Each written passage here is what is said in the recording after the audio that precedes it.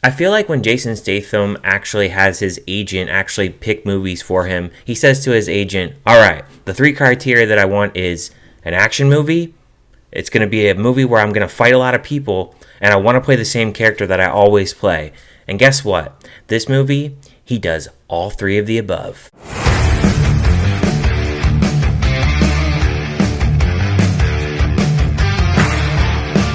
Hey everyone, welcome to the channel. My name is Ryan, and today on the channel I'm going to be discussing an action film called The Beekeeper. Now this film, it was directed by David Ayer, and he's done films like End of Watch, Fury, Suicide Squad, and The Tax Collector. Now this film, it stars Jason Statham, Josh Hutcherson, and Jeremy Irons. The film is about a beekeeper played by Jason Statham. He is a very much to himself kind of guy, and he knows this woman, and this woman that he is close to, she actually gets hacked by this group where they steal all her money and she ends up killing herself, and he goes and actually extracts revenge. We learn that Jason Statham is a part of this underground government agency called the Beekeepers. Now, as far as positives for this film, I can say ultimately that there is not a lot of positives I can say for this film, but I do feel at points there are some decent action scenes.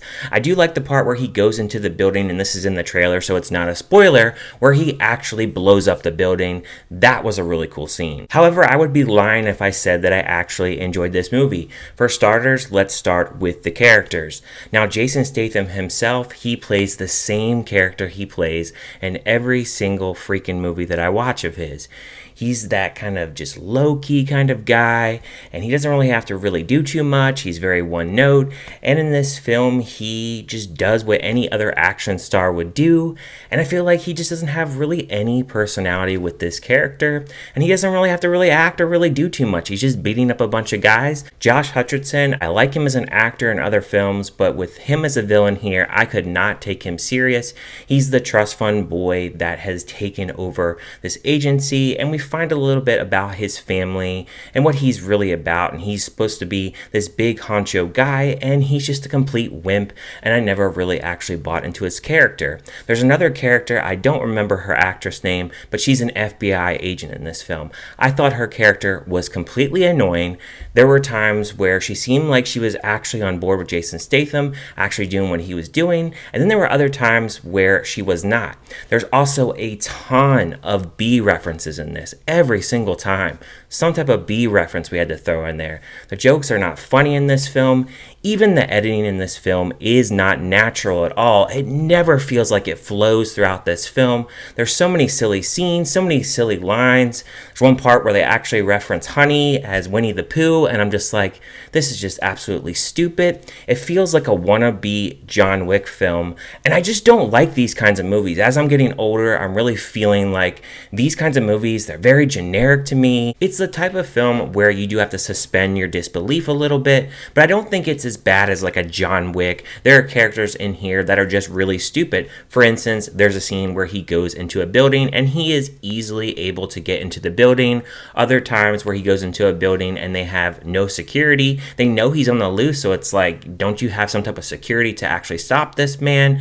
And he obviously takes down a lot of different people. So if you're into that kind of film, you know what to expect. And that's another thing with this film. You know exactly what to expect in this film. You know every single beat that's going to happen.